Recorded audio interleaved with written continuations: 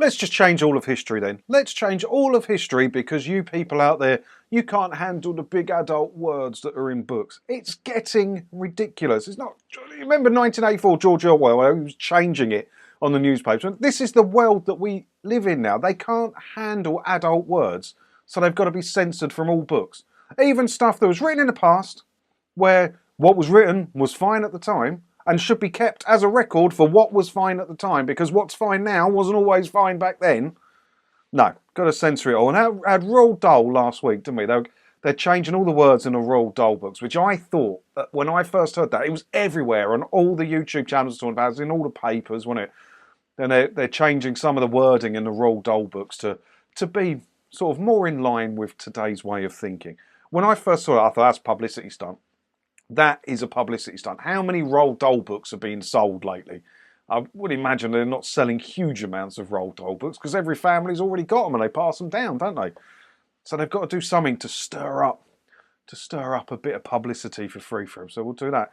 And I was kind of half right because they're still going to sell the original books along with the new edited for making you feel better in a safe environment books. But this one annoys me. This one annoys me because these are, Roald Dahl's alright, I read it as a kid, but these are brilliantly written books with good stories in them. Look, I'm not going to say that bit. Offensive language that has and hasn't been cut from Ian Fleming's James Bond books. I'm quite late to the party with the James Bond books. I got the set off my mum for Christmas 4 or 5 years ago, something like that, and I'm a big Bond fan. I got all the Bond films. I know all about them. I love Bond stuff. I've driven the roads that Bond's driven on in Switzerland and all that because I wanted to do it. Big Bond fan, but I was late to the party with the books. And the books beat the hell out of the films. They're so much better. All right, yeah, they're a bit more misogynistic. But that was the time they were written in. That was the time, the 50s, it was like that. And they need to be kept as a historical record of what it was like back then. Because sadly, I don't mean sadly, we're never going to see those days again. But you can't just rewrite the books because they hurt your feelings because they were written in a time that you weren't even born in. Just get over it. Don't read the books if you don't like them. No one's making you. In the middle of a furore over the rewriting of Roald Dahl's children's books for sensitivity reasons, it has now also emerged that Ian Fleming's James Bond novels are being edited for modern readers. What are they going to do? Right, because the Bible's got loads of bad bits in it. They're going to completely rewrite the Bible, again, obviously it's happened in the past, to take out the horrible bits that people can't deal with because it's a bit stressy for them. If you don't like misogynistic stuff and things of that nature, and people being killed and car chases, why would you even read the James Bond books anyway? So why do they need editing? They're obviously not for you in the first place. So it doesn't matter. Over the weekend, it was revealed that Ian Fleming's 007 books have been rewritten to omit racist language and a number of racial references. It was the 50s. It was the 50s.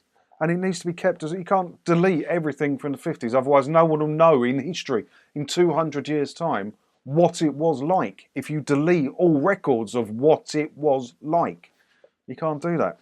I'm not saying I go in for all the racisty stuff. Obviously, I mean, look, it says here, N-word removed. Fleming used the N-word in his writing during the 50s and 60s. Instances of the racist word have been almost entirely removed from the revised novels. I don't go in for all that, and I wouldn't say the word. I wouldn't. But I'm not Ian Fleming. He wrote the book. It's like in rap lyrics, right? I wouldn't write a rap song with it in. But okay to listen to a rap song with it in. You want to edit? Oh, they do edit them out quite heavily, but I don't listen to edited rap music either. Racial descriptors removed entirely. They note, however, that sometimes racial descriptors have been expunged altogether. For instance, the revised edition of 1958's Dr. No, the criminals are called gangsters. In the same novel, the race of a doctor, immigration officer and henchman shot by Bond are not stated. Likewise, in 61's Thunderball, the ethnicity of a barman is also removed, as is the butler's race in Quantum of Solace. Striptease scene in 54's Live and Let Die, Fleming describes a scene in which Bond visits Harlem in New York. There he enters a nightclub where a woman's striptease excites the male customers, including himself. Fleming wrote, Bond could hear the audience panting and grunting like pigs at the trough. He felt his own hands gripping at the tablecloth. His mouth was dry. The revised version omits the pig references. writing instead, Bond can sense the electric tension in the room. Those are not the words Fleming wrote. Who are you to rewrite Fleming's words just because you specialise in changing books? There is a company out there that has all these people that specialise in changing books. In other words, changing history. It's George Orwell. It's happening. It's happening in real life. Now, I might be quite passionate about this because it's... I would have talked about this with the Roald Dahl ones, but I was sure it was a publicity stunt. This is not a publicity stunt. This is because it's a series of books written by a man for men. Can't have that. Can't have that. I'm very happy to have my full set of books, and I have the e-books as well. And I won't be changing them for this absolute nonsense. And what was it? Live and Let Die the film was in Harlem as well, wasn't it? I would imagine you won't be seeing that on ITV over Christmas anymore like you used to, because there's some references in the movie also. So yeah, it's ridiculous. There's a few more of these. I'll put the link to the article in The Independent down in the description below. Go and have a look. But where's it going to end? Where is it going to end?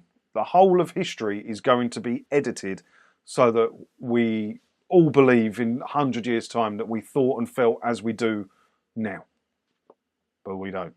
And we never did. And hopefully that'll all change soon as well. Let me know what you think about it down in the comments below. And as always, thanks for watching. And don't forget to hit the subscribe button if you haven't already. Because that way, hopefully I'll see you in another video again soon, won't I? Ta-da.